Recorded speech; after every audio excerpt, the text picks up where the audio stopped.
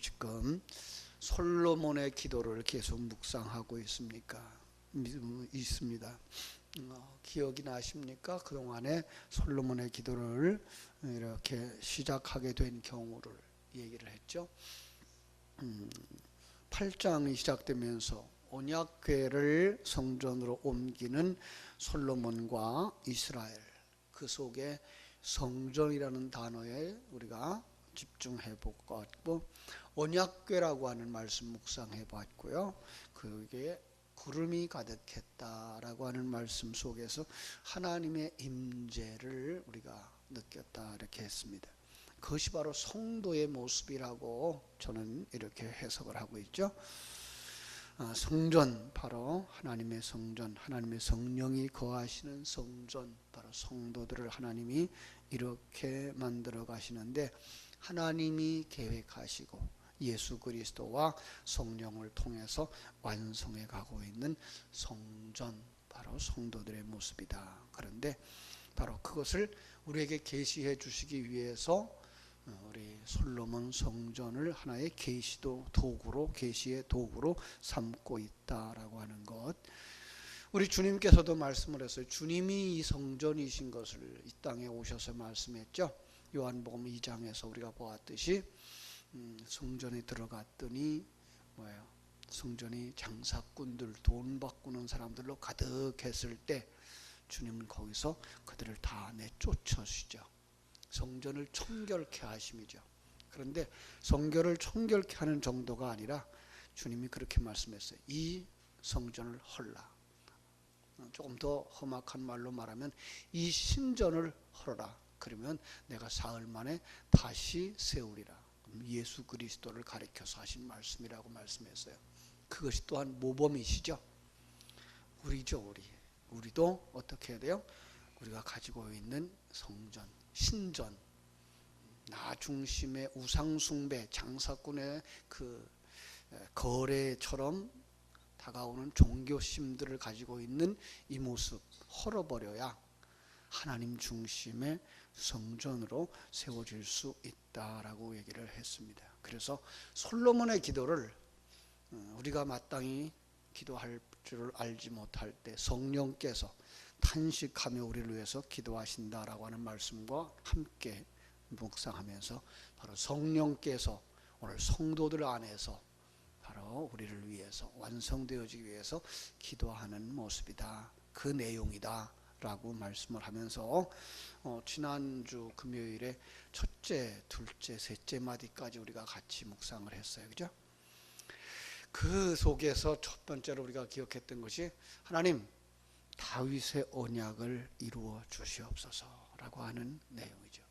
하나님의 계획이 이루어지게 하옵소서라는 뜻이고요. 그리고 두 번째로 하나님 우리 안에 임재하여 주옵소서라는 거죠. 하나님은 사실 무소부재하시한 하나님, 크고 크신 하나님이지만, 안 계신 곳 없는 하나님이지만, 그러나 우리가 더 간절히 사모하는 건 성전이라고 하는 개념 속에 성령이 충만하지 않으면 그건 성전일 수가 없는 것입니다. 마찬가지로 우리에게 오셔서 충만하게 하여 주옵소서. 우리 안에 이루어지기를 원합니다. 그리고 이제 그 속에서 언약하는, 그 언약이 이루어지는 속에 아멘으로 화답하는 하나님의 계획, 하나님의 공의 속에서 악인의 죄가 드러나게 하시고, 그죠? 그리고 새 사람과 구분하여 주옵소서.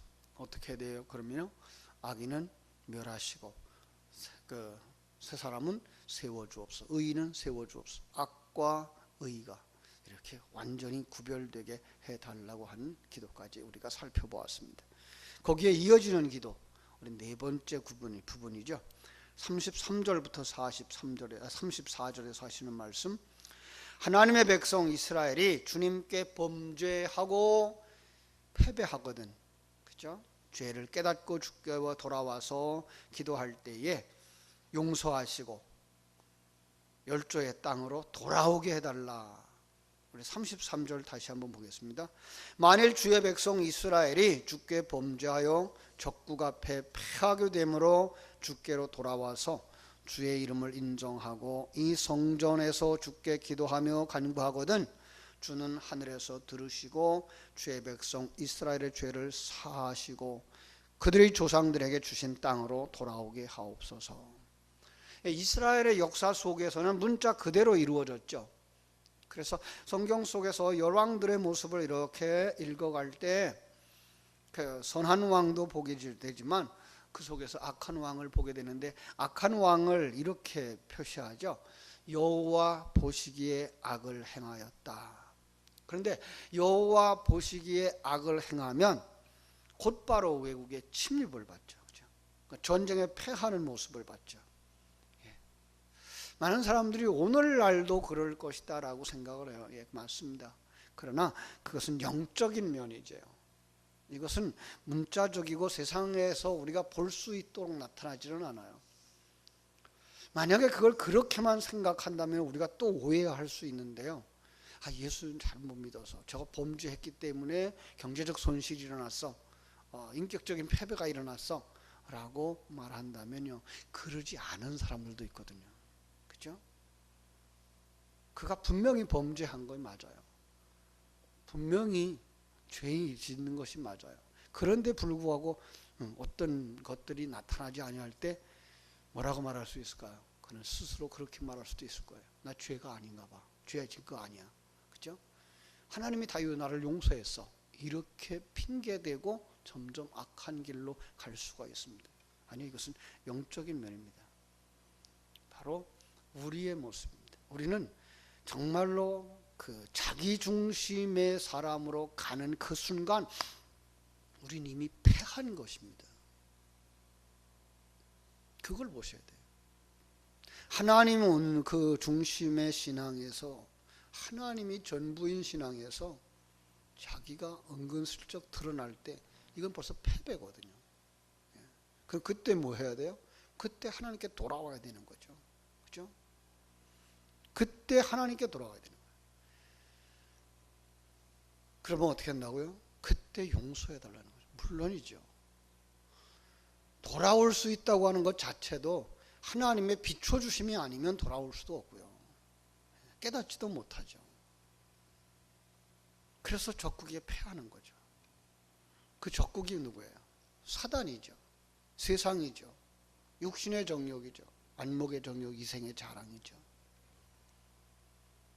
그래서 우리가 그때에 돌아올 수 있는 그 놀라운 은혜는 하나님의 말씀이 임하는 거예요. 그죠? 그래서 하나님의 말씀이 임하면 주께로 돌아와요. 그 돌아오는 과정이 뭐예요? 십자가 지는 삶. 이것을 통과하지 않는다면 형식적인 거예요. 생명이 없어요. 사실이 아니에요.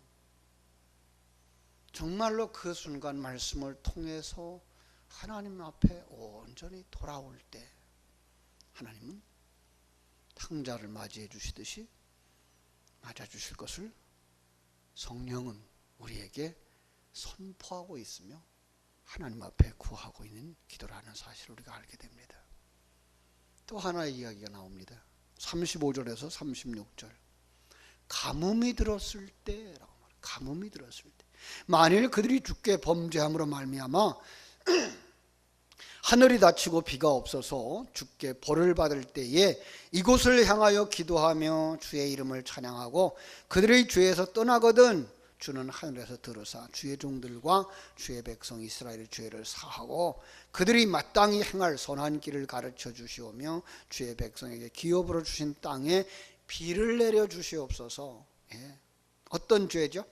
주께 범죄한 거야. 주께 범죄한 거야. 역시 자기가 주인 되어진 거야. 하나님을 왕으로 모시지 아니하고 하나님을 종으로 삼아버리는 이런 반역한 죄. 언제 이런 죄가 나오죠?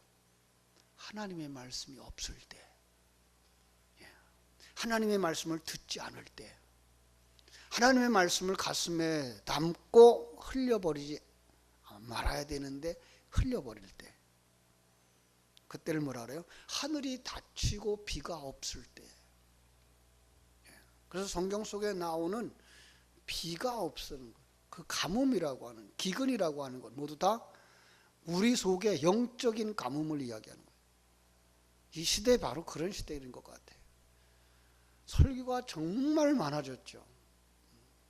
텔레비전만 틀어도 목사님들의 그 설교, 라디오를 틀어도 목사님들 설교, 언제나 성전에 나가면 주의 종들을 통해서 설교, 새벽에도 설교, 또 성경이 얼마나 많아졌어요. 언제든지 성경 펴볼 수 있어요. 그런데 그 속에 가뭄, 그 속에 마실 물이 없는 거죠.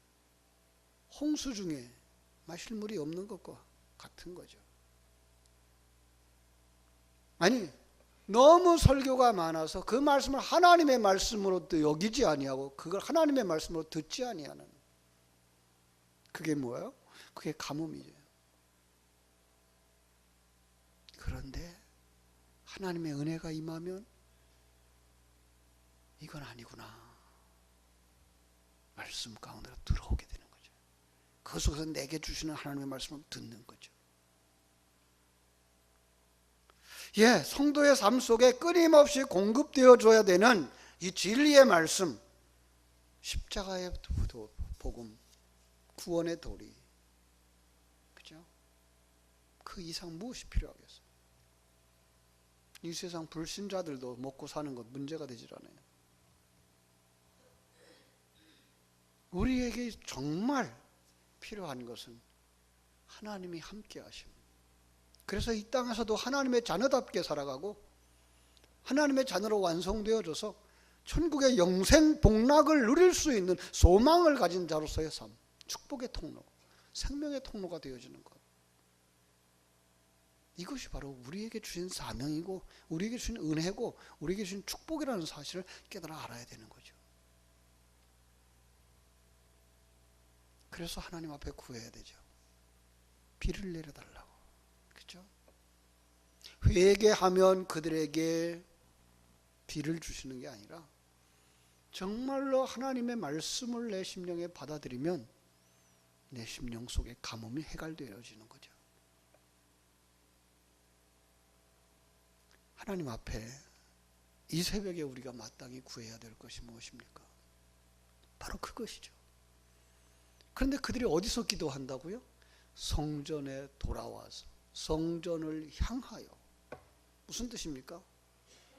이대로 있다가는 내 마음이, 내 심령이 뭘로? 우상화되어지고 신전화되어지고 황폐해되어진다는 거예요. 자신의 정체성을 회복하는 거예요. 성전으로 돌아오는 것, 자기 정체성을 회복하는 거예요. 내가 하나님의 생명을 받은 자인데, 하나님의 생명이 부어지지 않았으면 나는 마른 뼈들과 다를 바가 없는데, 하나님의 은혜가 아니면 아버지의 집으로 돌아갈 수가 없는데, 자기 정체성을 회복하는 거예요. 그것이 은혜죠. 그렇게 되면 어떻게 돼요? 당연히 찬송하게 되죠. 상황이 달라졌다는 말이 아니죠. 이 환난과 고통을 통해서 나를 변화시키고 완성시키기 위해서 일하시는 하나님을 바라다 보며 하나님을 찬양할 수밖에 없는, 감사할 수밖에 없는 사람들이 되어질 줄로 믿습니다. 주의 백성들에게 내리는 비, 이른 비와 늦은 비처럼 때를 따라서 하늘의 만나를, 설교를, 신앙의 간증을 내려주실 때 마땅히 우리의 길이 보이는 거죠. 죄에서 떠나는 거죠.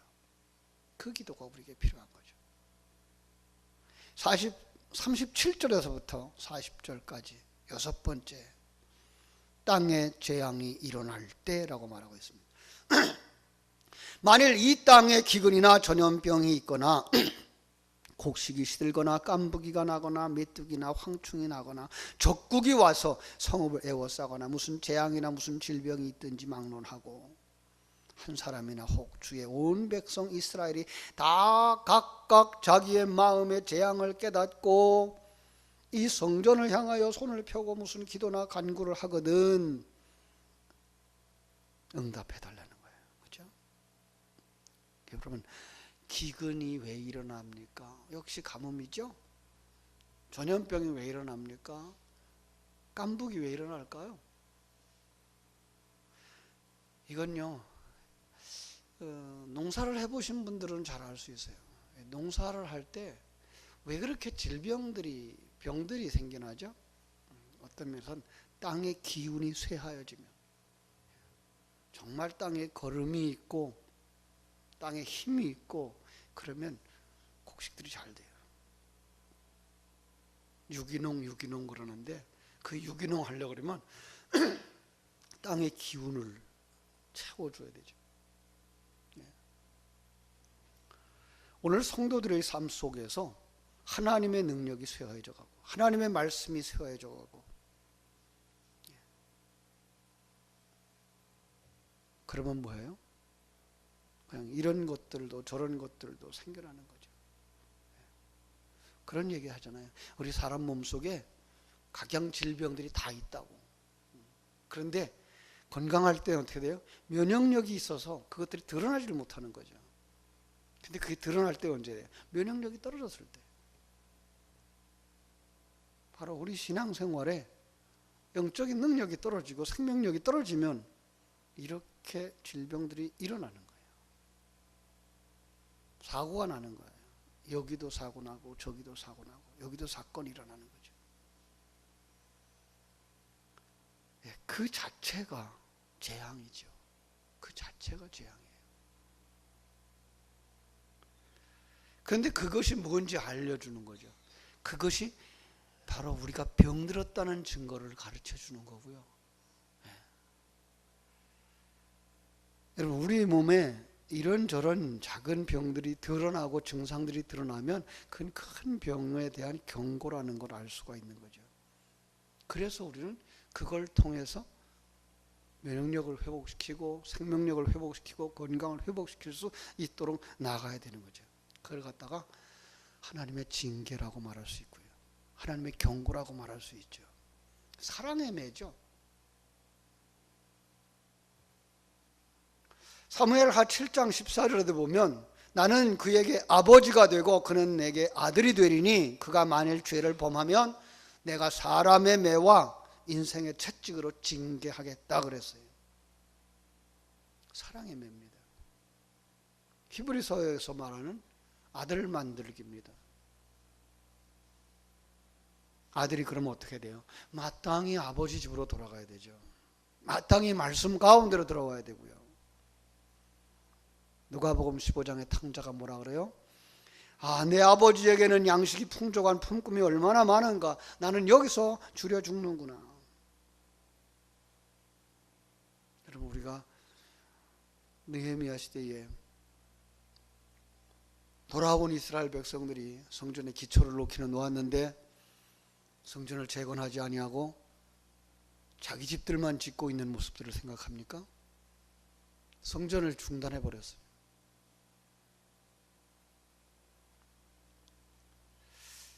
여러분, 우리 속에 요한복음 2장에서 주님께서 말씀하신 것처럼 장사꾼의 심보로만 가득 차 있지는 않습니까? 하나님한테 늘 거래하려고 하지 않습니까?